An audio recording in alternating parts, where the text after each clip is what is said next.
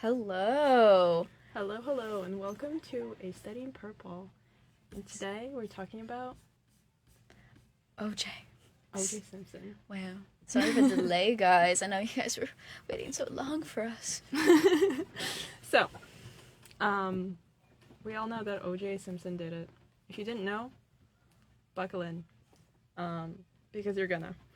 What? Nina, you can't be real about that. Not OJ. Content warnings. So, before we dive in, we just want to give you a heads up that, once again, this is a true crime podcast, and we're going to be talking about some gruesome stuff, violence, murder, abuse, mentions of blood, domestic abuse, and other triggering topics, and we know this isn't for everyone, so if you're bothered by any of that stuff, leave. Yes, unfortunately. We'll have to ask you to leave. Please step up. But it's okay. We're gonna get through this. We still love you guys. So, yes. Much love. Okay. Get into the nitty-gritty about OJ. If you don't know who O.J. Simpson is, he was born in 1947. It's the same year as my grandma. So, yeah. But was born a different day than OJ. Yeah, he was born a month after my grandma. But very close. He was a football player, a very popular football player. Basically ran 2,000 meters in one period. I don't know a lot of football terms. We both don't. So bear with us on that. In my notes it says he was the super great football player, super cool, super fast. He was, and he was really good at what he does, and then eventually went into acting with film and TV and doing all that, and everyone loved him. Yeah, he was so popular. Yeah, and then later he became, this is an Easter egg, but he became a spokesperson for a bunch of different products, and one of them was Hertz, which is a company that Jose Menendez actually worked for as an executive. And Jose is the dad from our first episode about the Menendez brothers. Whoa, so, they all connect back to each they other. Do. It's like we thought about this or something. We don't. But OJ having 2 spouses over his lifetime as well as 5 kids, which we'll talk about probably a little bit later because of being associated with the story, but also had kids from his first marriage before Nicole Brown Simpson. Yeah, and then his last two kids, Sydney and Justin, were with Nicole Brown Simpson. And basically, OJ lived in LA. He had this house in Rockingham that I think everybody called Rockingham, and that was what it was referred to, and it was kind of like the hangout spot. It's like what YouTubers have now. It's like the it's like the hype house. Yeah, the hype house, but it was Rockingham. Because everybody who knew OJ just kind of thought of it as their house, and they would all go there and hang out, and it was it was a place. And he absolutely loved that house. He never wanted to leave it. He always, whenever anything happened, he always wanted to go back there. He was just a super, helpful guy. He would be like, oh, you need a place to stay? Come stay in one of my bungalows. How many bungalows did he have? I think, 3 of them. Who just has that many bungalows? I don't know. Me one day. I was really confused about that because when I read the book by Michael Gilbert, and there was a bunch of people living there, and I'm like, are they all living in the house? What? I know, Cato lived there. His oldest daughter, Anissa, I believe. Anissa? I don't know. Anisi? Probably. I don't know. I'm not sure. Yeah. And basically, he had his first wife, and then he had Nicole Brown Simpson. And they were married. They were in love. When they people describe their relationship as an elevator because it constantly went up and down. When they were in love, they were completely and utterly in love, and they were just obsessed about each other. But then when they weren't in love, it was really, really bad and got rough. And also O.J. Simpson was always she was always there for me, at the toughest point in his football career when, you stopped playing. And so that's a rough time because you figure, you're not that old, but they have to stop you because of getting into more injuries. And then also having new drafts come in and just a whole new series of players. So that's a very interesting time for football players to figure out, okay, like, what do I do now if it's not football, because you dedicated so much of your life to this one sport that became your career, and now poof, gone. So I feel like that says a lot about Nicole and OJ Simpson's relationship, that they were able to go through that. That says a lot about OJ Simpson. And this case is very much about OJ Simpson. It's a very narcissistic case from OJ's standpoint. So at the time of what we're talking about, which is the crime, OJ and Nicole were divorced for, it was like 2 years. They got divorced in 1992, and they lived separately. Nicole had her own condominium. Am I pronouncing that right? Condominium. I can never pronounce it, so don't ask me. I don't know.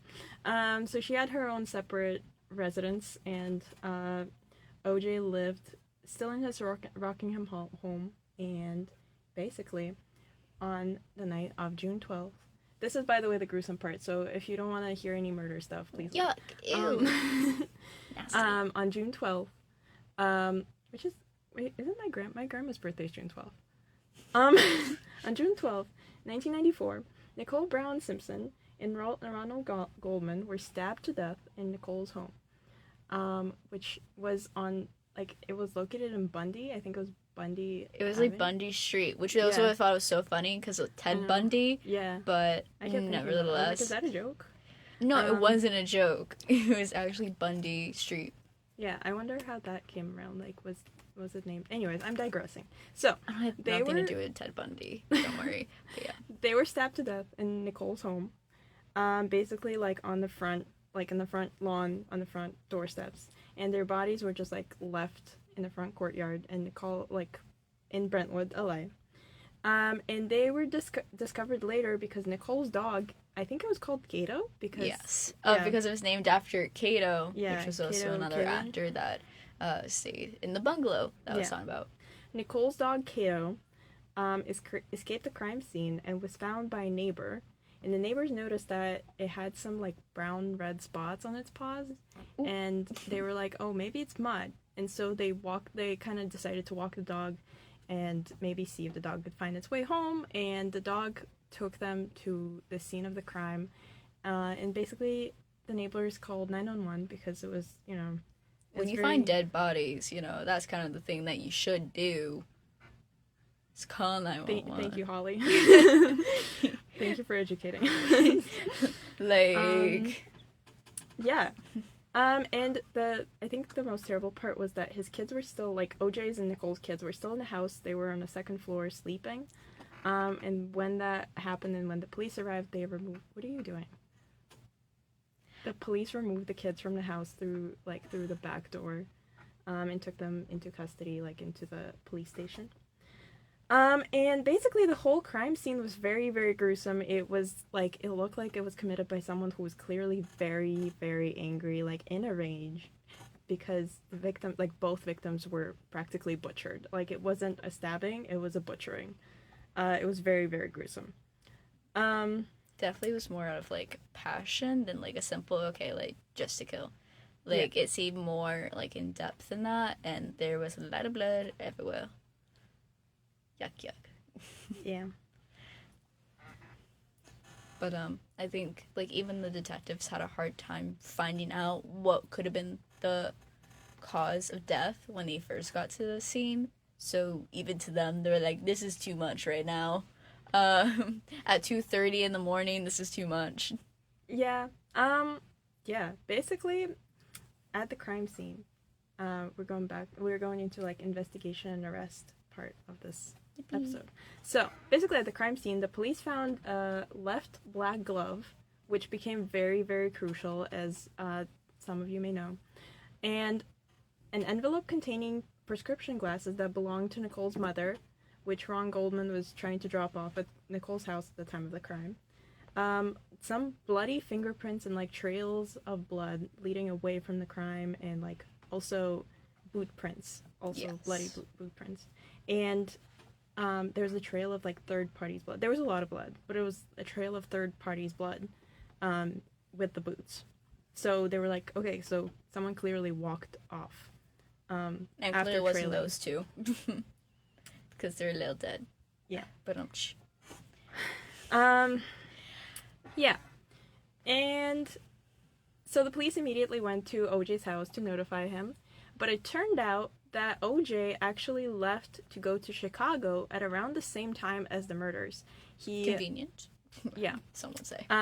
So he wasn't at home. I think only Caitlin was home or in a bungalow, and then his daughter, and they were dealing with the police, and I think they let the police look around and As stuff. well as there's also a limo driver involved that took OJ to the airport and also noticed that, like... Wait, I'm getting to that. Sorry. Wait a minute. So what the police thought was weird was that there was, like, blood trails around the car handle, like, car door handle Yes. of OJ's car, and it was a white car, so it was very evident. And there was also some blood leading, like, up to one of the doors. I am very confused about the floor plan of this the home. gates, Yeah. because it led to the gates, and then they also Yeah. had a whole other trail because they're still outside. So then they went around the back Yeah, they of went the around the back. detectives to the bungalow since he couldn't get in through the front door. Yeah, and this detective, Mark Furman, who's very important to this case, found another black glove, and it was a right-handed glove, behind OJ's house. Yeah. So now the police have a bunch of blood, an envelope with glasses, 2 gloves. But the funny thing about the right glove is that it came from Kato being like, oh, I thought there was an earthquake. Like, bro, it was I just was like... so confused about that. I watched the documentary and Kato was like, there was an earthquake, so, like, my picture moved on the wall, and it wasn't an earthquake, but I was like, what? It wasn't an earthquake because it was let's just say OJ that, like, jumped over the fence. And then hit the wall and everything, so it made the wall shake. But then Kato just thought it was an earthquake because California, very common. Like, he just wanted to ask, like, oh, did, like, anyone else feel it? And he thought it was weird that nobody else did. Which led to the police finding the glove behind the bungalow. Yeah. Yeah, that's weird. That's like an insult. Was that an earthquake or was that you jumping over the fence? Well, he's a 200-pound man. Like, he's big. He wasn't, like, an NFL football player. Like, they're not tiny. They make a sound. And it's like, that's fine. But, like... Yeah. So OJ actually left his house, and Holly, do you want to dive into what the limo driver saw? Well, when... It was actually weird because it was so contradictory of what OJ was saying. But basically, the limo driver was there being like, oh, I'm just here to, like, do my job, you know, at about, like, 10 o'clock. And then, like, sees Kato come by to the door because Kato's heard the gate buzzing. Because of the limo driver, of course, trying to get in. And then the limo driver sees Kato, and then also sees, like, a figure of how he described it was a 200-pound man. And then as, like, the trial went on, it was like, oh, like, figured it was a black man, and then suspecting that it's OJ's house, it's OJ. And you're leading the witness. And then the OJ goes into the house, and then the limo driver buzzes again, and then OJ answers it and is like, hey, sorry, I just woke up from a nap. Oh, I thought he said, oh, sorry, I just got out of the shower. It doesn't matter. Something like he either just got out of the shower, or he was going to go into the shower before he went in the limo, because, like, the details, but, like, you clearly just saw him go into the house. What do you mean a nap, OJ?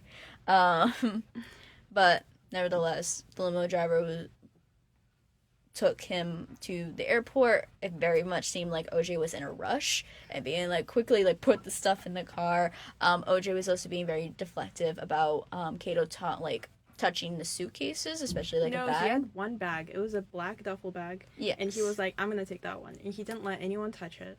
Mm-hmm. And then somebody at the airport saw him throwing it away. So they were like, suspicious. Don't be suspicious. Don't be suspicious. Exactly. Which was just all very odd, very contradictory overall. And then, of course, OJ got on that flight to Chicago. And so, when the police started investigating, there was almost too much evidence that was pointing to, towards OJ.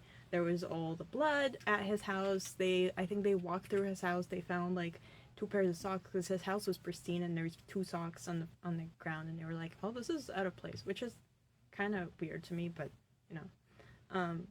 they were like, socks. That's not good. There was a bunch of blood. There was, his first aid kit was torn apart. There was the blood around his car. And it was just a lot of evidence. And also it was his ex-wife that was the victim. So,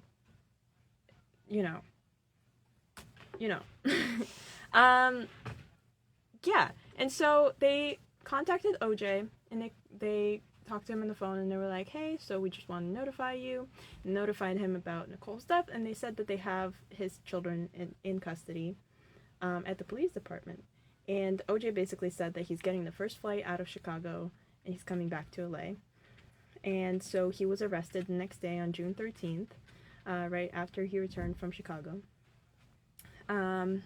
And he also, what the police noticed, that he had, he had a finger that was bleeding. It was a cut on his finger. His, middle finger that also kind of, matched with, the trail that was, from his car. And, I believe it was his left hand. Yeah, it was, along it wasn't with his car. It was with the pathway of, they noticed little blood spots, the blood trail next to in the crime scene. But they noticed, fresh blood, I believe, next to, the footprints of... Yes. Yeah. So, and they asked him about it, and he said he cut himself while shaving or something, and then he said he cut himself while he broke a glass in Chicago, and he was just giving, a lot of inconsistent responses. It was, a 33-minute interview, and the police was just there was so many contradictory statements that OJ said, and it didn't align with anything, and it just made no sense. And he was also asked to take a polygraph test, and he said no, because he has dreams of killing Nicole. Well, first he said, I don't know, maybe I'll take a polygraph test. Yeah. And then eventually he ended up saying no. Yeah. So yeah. And then the other weird thing was that he was giving several hours to turn himself in because he was a celebrity, and he was like, sorry, I need time to myself, and he went to Bobby Kardashian's house to hang out. As you do. But turns out that he actually didn't. He made his friend AC drive him to Nicole's grave. And he left a suicide note that Bobby Kardashian read on at a televised press conference, and there was an ongoing search for OJ because nobody knew where he was, and they found this suicide note that was 4 pages long, mind you, and it was all about how he wouldn't have ever done anything like a murder, and he wants people to think of the old OJ and not the new lost OJ, and he concluded his letter with a smiley face. And it was a very narcissistic letter. Everybody said, they were like, what the hell is this? But basically they discovered that OJ was with AC because AC dialed 911 and led the police on a very orderly, very low speed chase. It was like turtles. Back to OJ's house in Rockingham. And basically AC said that OJ has a gun, and if they don't let him go to Rockingham, he's going to commit suicide. And it was a whole thing, but it was a very orderly chase. There was a bunch of news reporters who were it looked like a motorcade. They were driving very, very slowly, it wasn't high speed chase. Nah, because OJ didn't want to ruin his car. Yeah, and then basically it wasn't his car, it was his friend's car. But they had the same car. Because the car OJ's car was taken into custody because it was evidence, I think, or something like that. Well, because of, the blood splatter. It was all over the car. Nasty. So much. Yeah. So much, and it was all... Yeah. And then there was a huge commotion that was caused by because when the whole chase and search for OJ was happening, it was basically in the morning, and when this all started, and a bunch of people tuned into their TVs, and they started looking for OJ. There were parades there were people being like, "Oh, we love OJ," on the streets. There were news reporters in choppers. There were news reporters around his house. There's like a bunch of things happening. And then because he had a gun, there were like snipers that showed up at his house if he exited with the gun and all of that stuff. So he caused a huge ordeal. And then he just surrendered at 8 p.m.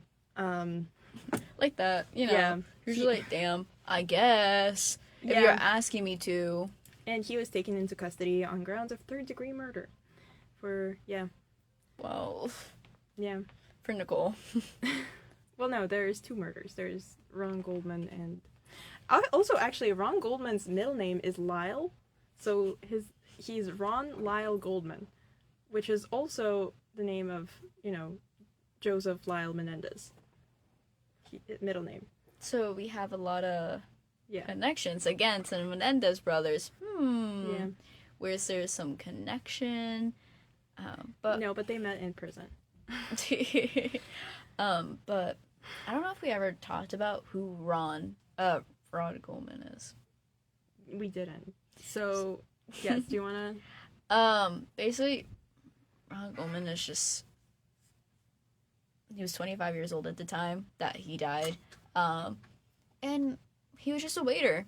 Doing his little waiter thing. He was very much... I thought he was an inspiring actor. He moved to LA to become an actor? Yes, but Yeah. then he was currently at the time a waiter, and that's how he brought Nicole back, like, her glasses and everything.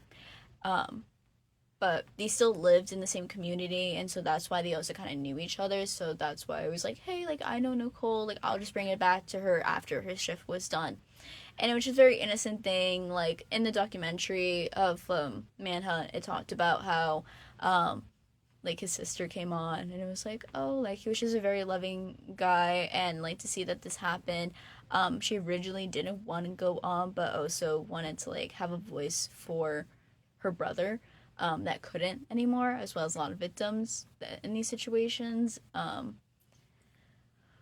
That's what she said. And just how he was very much, like, a free-spirited person. So he would be in a bunch of different places at once. He wouldn't, like, have, like, a certain career path. He was still trying to figure out his life, because he was 25. Like, how many people at that time have their life figured out? I feel like more nowadays, but, I think less nowadays. I guess. Like, my parents had kids at 25, and I don't know. I feel like people now don't know what they want to be at 25. I think the main premise is that men just have, like, more free will. Anyway, but that's, I feel like, basically about Ron. Yeah. So yeah. Basically, all of this happened, all of this transpired, the motorcade and the surrender at 8 p.m. And then trial time rolled around. OJ was basically in prison, like in jail, in jail or in prison? I don't know where people go. I think in jail, right? He was in jail. Awaiting trials. Yes. Would be in jail. Yeah. He was in jail, and he was still making a lot of money because he was signing things from jail, which is crazy.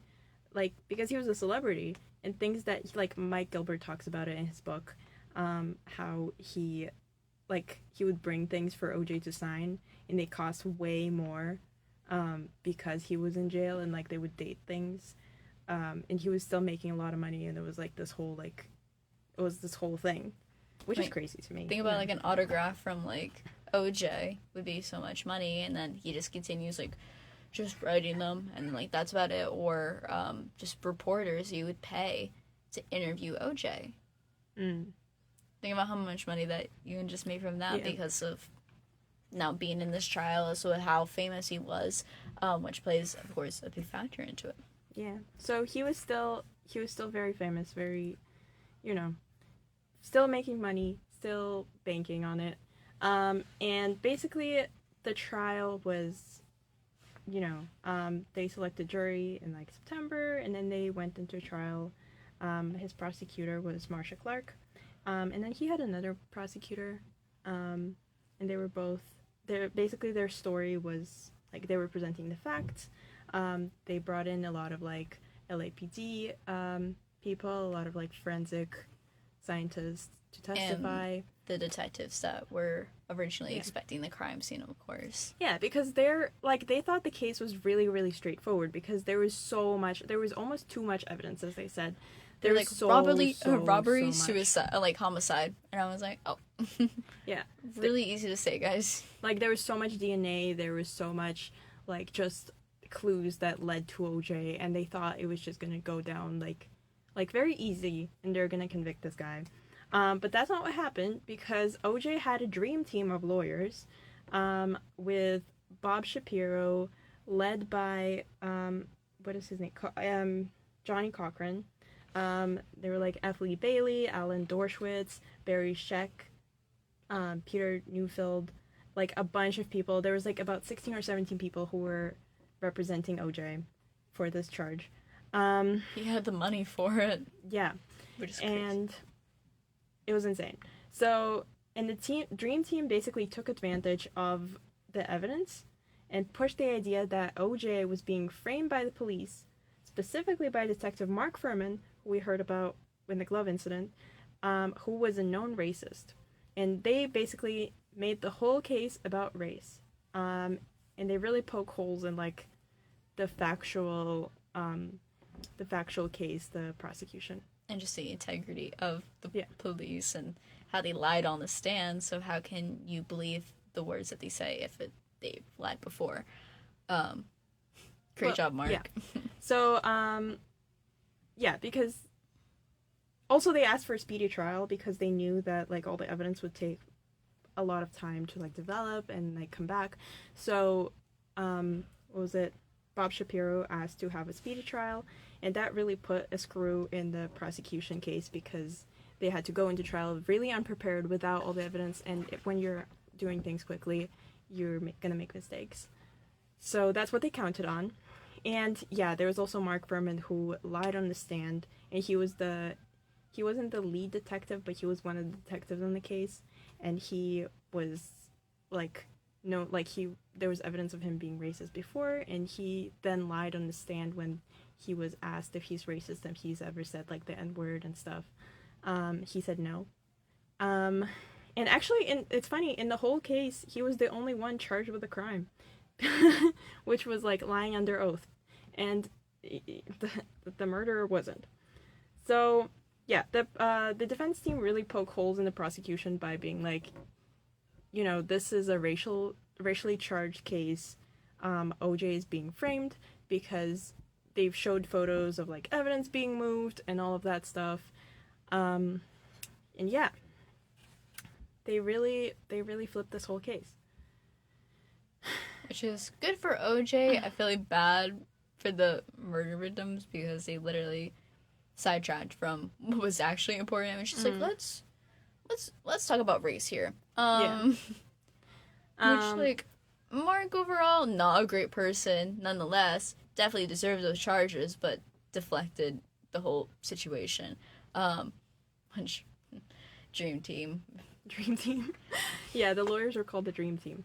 And basically this caused like a huge rift in the media because OJ was known as this nice guy. He was like super cool, super fast football player. He ran, super guys. Cool. He was really fast. Yeah, he was described as extremely charismatic.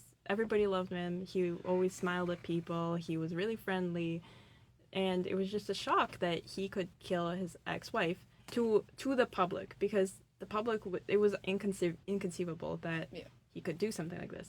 Even though his friends and family, once they found out about Nicole's murders, they were like, "Oh, he finally did it." Everybody in the public. Nicole's sister was like, "Yeah, he did it." Yeah. And then even like his friend that was an LAPD detective was also like, "Did OJ do it?" And just like kept always pointing to OJ. And his agent, Mike Gilbert, was also like, "Oh, he's done it." I feel like what my favorite phrase from the documentary was like colorless, and that was just to describe OJ because of kind of breaking these like norms of like, oh, like usually only black people like black people, and it's like less of like white people. But he had the intention of everyone, no matter like race or ethnicity, and like everyone like loved him because of being this, like you said, charismatic and like funny person, and kind of breaking those bounds. I feel like especially for the time. Well, it was in the 90s. Like he still had the like. The 90s weren't the best either. Okay, even now is not sometimes not the greatest. I feel like only in the last 10 years there's been something done. That's just a personal. Yeah, no, but Mike Gilbert, his agent, went and he said that OJ really didn't want to be defined by his skin color, and he wanted to just be OJ. And so, yeah, everybody loved him. Yeah. He didn't want to be rich. He just wanted the fame, and that's exactly what he got. Like, everyone knows OJ. Yeah, because he was a narcissist. Oh my God, just kidding. So, yeah, nobody wanted to believe he's guilty, because he was a celebrity, and people really wanted to believe that police was framing him, especially because this was 2 years after the riots, after, I wrote down the name. This guy was assaulted by 4 white police officers. I can't find it, but I'm sure people know who it was. Rodney King. Yeah. So he was assaulted, and, like, the conversation of race and just, police violence against black people was very hot at the moment, and so everybody wanted to believe that OJ was framed. They were really eager to see all the things the Dream Team was pushing down their throats and being like, this is staged, this is clearly fake. Yeah, and also OJ was a celebrity, so he in order to convict him of something like abuse and murder, he had to be dragged down from the pedestal, from heavens, to like the regular mortals level, and people couldn't do it because, we're in LA. He is O.J. Simpson. Yeah, this caused a huge riff. I feel like it's just interesting that, like, OJ went from that high of being, like, oh, this football player, like, everyone's loved, and now being associated with murder, I feel like people couldn't fathom. And like you said, they just didn't want to believe. And so they were going with what his lawyers were saying and trying to believe this the most. And I also feel like kind of pivoted the trial to, like, where it did. Mm-hmm. Just because of how beloved he was. And, like, that big impact, like, how can you not have a bias when someone you admire or, like, looked at for a while is now being seen like, oh, yeah, like, just, he murdered his ex-wife and like... Yeah. So, yeah, this was a very hard case to... I feel like it was a very hard case to have during that time because of the riots, because of the racial issue and, like, the conflict that was happening, and it's still happening, because if you say that he's guilty, it's basically like a stab at all the progress that's been made, and, like, like, confirming that the police is in power and stuff. And then in order to beat the police, you have to say that he didn't do it, but then you're just devaluing the lives of, like, Goldman and Nicole. And it's just a difficult case to have, and just, I don't know. I can't imagine. Yeah. There's also, very briefly, there was, like, the glove moment, which was very, very crucial in the media. It was like, if it doesn't fit, then you have to quit or something. If it doesn't fit, you must acquit. That was the saying that Johnny Cochran started, because the prosecution, basically, their strongest evidence was the gloves that Mark Furman found. And they wanted OJ to try them on because they were, like, stained with blood, and they had, like, all the DNA on them, and they clearly belonged to the killer. And when they had OJ try the gloves on, they didn't fit. And it was this huge moment where, They're where like, the "Ooh." prosecution case really fell through because, you know. They were like, well, since it didn't fit, then it can't be OJ's. Yeah. But it's interesting because this whole trial is very like Hollywood. It's very, like, it's the peak of, like, live, what is it called? Reality TV? Yes. Because it's literally this, like, juicy tale, like, juicy, whatever. All the twists and turns, and, Yeah. like, you think it's scripted. Yeah. Like, you think, like, someone just, like, made all this up and was like, oh, yeah, like, let's just put O.J. Simpson, like, in the middle of this because of how high a celebrity it is, and let's just make this all look like it's real. But, like, it actually was. Yeah, and I think he is one of the most famous people who was ever convicted of, or, like, accused of something as serious as murder. And Simpson really, like, kind of indulged in that idea of, you know, oh my god, I'm forgetting all of my words. Like, a show, like, putting on a show. He really put on a show for the jury, for the people who were, like, because this was a televised case, especially during the gloves, like, trying on the gloves. He, like, struggled, and he made faces, and he was, like, joking with the jury, which he wasn't supposed to do. He was just supposed to try them on. I mean, he's just a performer. Like, that's what he does as an actor. And I feel like that gave him some leadway, because it's just like, oh, it's just OJ. Like, just being same old OJ, like, just joking around, being, like, that funny person. And, like, it drew a lot of attention, I feel like. But also probably controversial if it's in the best way or not, but hey. I don't think it's in the best way, but I don't think it's controversial. So, why are we still talking about this case, Holly? It's been so many years. Yeah, we probably should stop, huh? Probably isn't worth it. Like, why was it even said? Like, maybe, you know, Nicole has something to do. Like, what happened to Nicole after all this? Why are we talking about Nicole? Like, what happened for her to, like, be murdered in the first place? If it was OJ or wasn't OJ, for the fact of, like, getting murdered, like... Yeah. Crazy. So, this case is very, like, you know, it's a very O.J. Simpson case. It's very all about O.J. It's, people are still making bank off of this case. Like, we were just watching a documentary that came out on January 25th. It just came out. And, you know, he just died in 2024, O.J. So, you know, people are releasing books. Mike Gilbert wrote a book that says how I helped O.J. Simpson get away with murder. People are still writing news articles. When I was looking up a lot of, like, research, when I was like, published 2 days ago, published 3 days ago. I'm like, what are we still talking about OJ for? Clearly there's something there.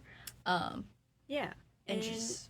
nobody's really talking about, like, the victims. And, like, you know, like, Nicole being, you know, she was in this relationship with OJ. She was clearly a victim of DV. She, you know, people think it was a very racial crime and, like, a racial case, but it was also about gender and just, you know, those, like, issues with... I can't speak.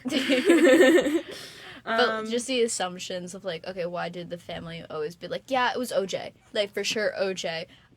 Because of how he was treating Nicole all the time, and would probably call her friends and family crying, being like, oh, like, OJ just did this, and blah, blah, blah, and probably why the relationship was the elevator that you were talking about before, and all these ups and downs, and while OJ probably really loved Nicole, but, like, he seems like he had a really short temper for anything that, like, she would do that was bad, and it had higher expectations for her. That is at least my opinion, based on, like, oh, like, if she didn't do something right, or he feel like she did something wrong. Yeah. I mean, their relationship wasn't about love. It was really all about control. Because, you Tomato, know... tomato. bro. Because I think he still loved her in some Well, I'm capacity sure he and way, did, but but- also did like the control so you're over her. playing the wrong devil's advocate. Okay. This is very wrong devil. Yeah, because Nicole was very much a victim of DV. She called 911 like 8 times. She told her family, she told her friends, she told the cop who testified in the O.J. Simpson trial that she's being abused. She showed photos of like her being bruised up. There were instances where O.J. attacked her car. He like smashed out doors and windows. And she had diaries of all of the like everything documented. And what happened on that night was Nicole was moving on. She went to a dance recital of her kids earlier, separately from OJ. She wore a dress that was, not something. It was a little black dress, and OJ really didn't like that. He was really pissed about that. And she had a personal life, and Especially being divorced, like, one life doesn't have to do with the other now. Like, they're clearly separated. And she was just taking care of her kids and trying her best to, like, move on from OJ. But OJ always coming back because of being the father, and feeling like he still has this control over Nicole. yeah, but basically he couldn't do anything about her moving on, and the final step of control was killing her because now he has control over her. Now she is a memory, and he manipulates that narrative, and he was really good at that because he was very charismatic. He was very charming. He was all of Getting those things. his way. He was a great actor. And I think when he saw Nicole with Rod, then yeah, he was just like, and thought that Nicole moving on, so he escalated the situation in that way. yeah, yeah. What was I going to say? But like, because of, like you're saying, Obey. Who's Obey? Because of OJ having all this power and influence in society, it's also kind of what led him through the case, like I was saying, and kind of why celebrities nowadays get away with a lot of things, which I feel like is just a whole other topic, and why we kind of let celebrities off so easily, because of like, they're just so great, and like I watched them since I was younger, and I have this like nostalgia and like that memory with them, and so that's kind of hard to let go and disassociate that from being like an actual person, like behind the camera, behind the screen. Like it could be a whole separate person, and because a lot of us will never be able to like meet them in person probably, it just becomes like, oh, like he said, she said situation. And it's like, oh, like he said this, and it was like, he would never say that. Like, I swear, the OJ I know is different. Something I found interesting while reading Mike Gilbert's book is he talks about defending OJ and talking about how everybody on the team had a suspicion that, like, even if they didn't believe it, they had a suspicion that OJ did it or was in some way involved. And he, like, at some point he was like, why are we doing this? Why are we defending? Or somebody asked, and they said, because we're doing this for the kids, because we don't want the kids to have no parents, like, and living without a dad, without a mom, and knowing that their dad is the one who took away their mom. And I thought that was interesting because there is kind of like a moral dilemma in that of, what do you do? Like, do you defend the clearly guilty in order to preserve, like, a lie? To preserve someone's reputation. And also, like, doing it for the kids. Like, is it better for the kids to, having their dad and not, even though everybody knows, not being on record that he did it, Yes.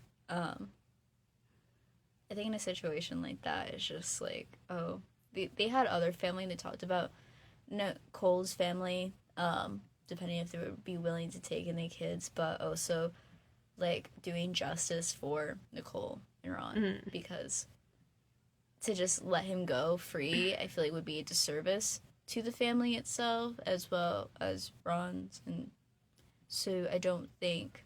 But he was let go free. Like, he didn't serve any time. He was, you know.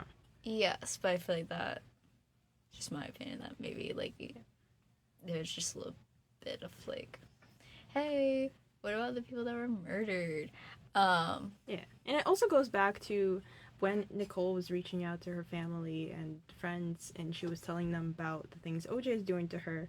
They would say, oh, but he pays for you. He pays for, like, where you live. He pays for your lifestyle. He pays for the kids. He gave you everything you have, so, like, don't throw him under the bus. And it's kind of like this, I don't know, it's just... It's still having that control that he always wanted, and why he kind of liked that, because you can control the situation, you can control what is happening.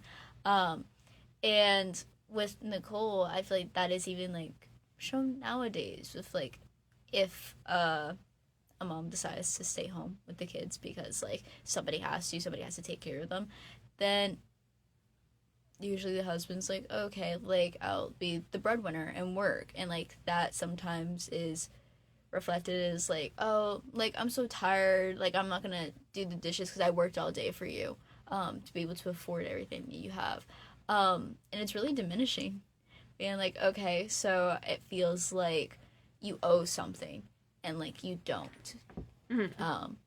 Is my opinion, but yeah, it's interesting. This whole thing is about, well, I already mentioned it, it's about control, and it's about, like, he was controlling first, he was controlling her, and then he was controlling the narrative of, like, yeah, he was controlling the narrative of her and how she is remembered, and there isn't really room for, like, the victim's voice, even though, you know, they're dead, but there isn't any room for that, and to, like, remember the victims. I also wonder if keeping these stories alive and, like, when we keep talking about OJ, is it a way of, like, remembering the victims and just remembering what happened to them as well? You know? I think when we keep talking about it, it's a way for media to keep publicizing this, so that way they just always have this, like, oh yeah, like, this story of OJ, and they keep recycling it because they know that it's good, and that they know that, oh, this would be another hit documentary, and they pull all these evidence together. A lot of documentaries are doing that nowadays and just slapping it out there because Netflix has these contracts with them and they have to meet a certain quota of documentaries for the year. So they're just trying to make it as much as possible, and they're pulling from these older cases that maybe shouldn't be brought up as much, but also with being brought up, you are remembering Nicole and Ron that did die because of what he did. Which goes between also, like, ethics of, like, is it good to like, make this public because these kids are now having their story all over the news that they maybe didn't want that everywhere, but, like, because of who their parents were, now they are stuck with that being this big publicity thing, and also now making it even worse, because I think these kids are probably in their 20s or 30s right now, so they already went through their lives, they've already, like, grown up. Now do we have to keep beating the dead horse? 20s and 30s went through their lives? These kids are in their 20s or 30s. Yeah, I feel like they're adults by now. I feel like at some point you're like, hey, like, that sucks, like, my mom died and my dad is in jail, but, like, I also still have my own life right now. Like, they have other concerns, and I feel like because it happened so long ago, for them, it's just, like, bringing up something that shouldn't be brought up anymore. And it's just beating a dead horse. Yeah. But it's also a way for all of these people to, because, you know, it's an old case, so it happened, and then everybody kind of forgets about it for a little bit. And then we revive it, and there is, you know, Mike Gilbert writing about a story where he comes clean, air quotes, and he's coming clean, but the book is clearly making him a shit ton of money, and, you know, it's not about the truth. Like, I think it was Ron Goldman's sister who said, like, there's this or maybe it wasn't her, it was someone else in the documentary who said, there's a search for truth, but whose truth are we talking about? Like, it's these people still capitalizing on these events and on OJ's name and what happens to those people. I believe it was one of the detectives. I think it was Mark. Yeah. Maybe it was Mark? No, it wasn't Mark. Never mind. It was someone else. We don't like Mark. We don't like Mark, but also, like, if he said it, he said it. Just like he said some bad things. Anyway, bad Mark. Yeah. Yeah, I'm just wondering if, like, making this a spectacle a way to make us care about these people and about the victims more than, because when OJ was acquitted, what they were talking about is it's not about OJ, it's not about him being acquitted, it's not about OJ as the man, it's about OJ as a symbol, and him being a symbol for all the black community and all the black people who are victims of, like, the police violence and all of that. And I wonder if, like, these cases are symbols for the victims and for those things, you know, for those stories. I mean, probably. We're, of course, not being the victims ourselves. We can't be like, oh yeah, this is definitely what happened, but I think it still leaves room for conversation about, the ethics of bringing these cases up again and why it may or may not be important. Yeah. Well, because obviously I think OJ and, you know, a lot of other people don't deserve to be talked about as much as they are, but if we stop, we could stop talking about the victims as well. So, you know. Yeah. But it is 10:55. And we have to wrap up, Sadly. Unfortunately. I wrote like 5 pages of notes and I skimmed through them. So basically we can talk a whole lot more about OJ. So if we want to hear more about OJ, we can probably do another episode. Maybe. We'll think about it. Yeah. I don't know. But if you guys say so. We ran through the notes like OJ. Super fast. Super 2,000 cool, meters. Super cool, super fast. Guys, I don't know anything about football. Also, we go to Emerson. I don't know how many people know about football. Okay, let's be honest. Actually, there's a good amount, but like weirdos. Yeah. Also, soccer is football, and you know I'm one of those people. So. Well, yes. Yes. Yeah. But we have to wrap up. Thank you so much for tuning in. Follow us on our Instagram at A Study in Purple with period between every word. A.study in purple. Yeah. Follow us and let us know what you think about this episode and what you want to hear about in the future episodes. And thank you so much. Do you have any final words? Thanks for having me. Yeah.